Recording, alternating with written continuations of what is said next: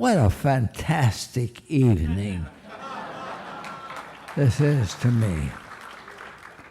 I've been so impressed with the wonderful, great, tremendous number of people with all types of decorations, all kinds of stories, much greater than I could ever imagine.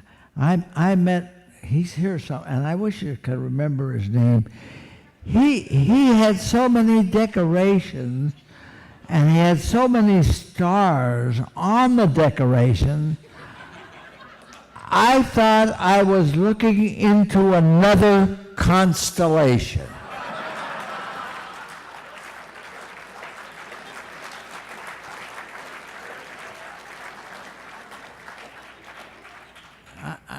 I read a great book when I taught at the Command General Staff College.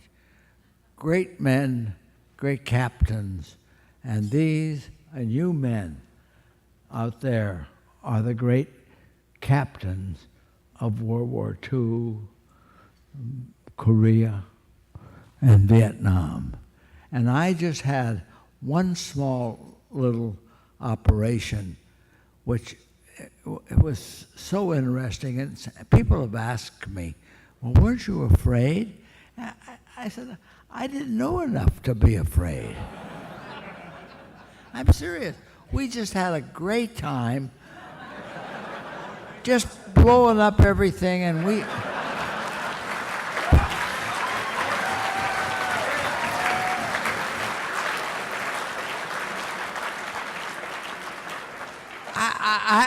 I only had one objective, and that was, if the Japanese could use it, I tried to destroy it. And we did a good job.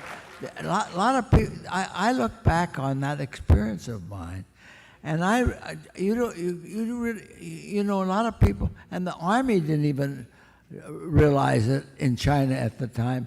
There was a certain period near the end of the operation where the United States Army, my little group, against the Japanese. There were no Chinese fighting the Japanese. It was just us. And we were blowing those darn bridges just to slow them down. And then I came to this big town close to Dushan, and there were all these buildings all over the place. So I went around, and I went down to one building, and it was full of rockets, of 40 millimeter ammunition. Every kind of ammunition. In the movies where you take a shot at a explosive, it blows up the building. Well, I thought, I'll just charge it in about 3 or 4, so some TNT, and it'll blow it up. So we did that, pulled the way back, boom. I came back, it was only half gone.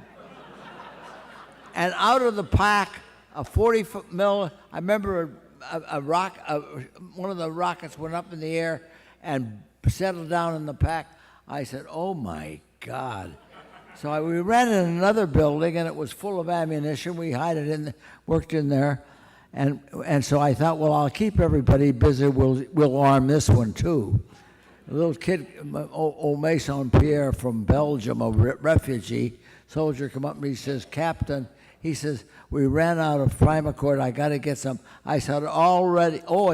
He says, I'll go out and get the Jeep and get it. I said, I already got it.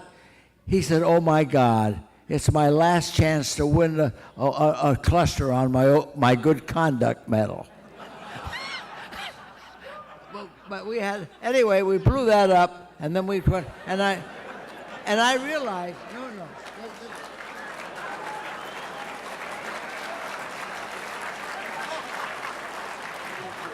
Okay, I'm almost through. He says, I realized that we could not do it by demolitions. So I had everybody spread out, and we fired the old building, and 50,000 tons of ammunition went off for 3 days. and that's the end of the industry.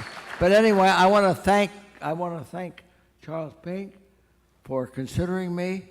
I've had a tremendous time here, and I've had nothing but the greatest pleasure of meeting some of the most outstanding men and women in the world and in the United States of America. I got it.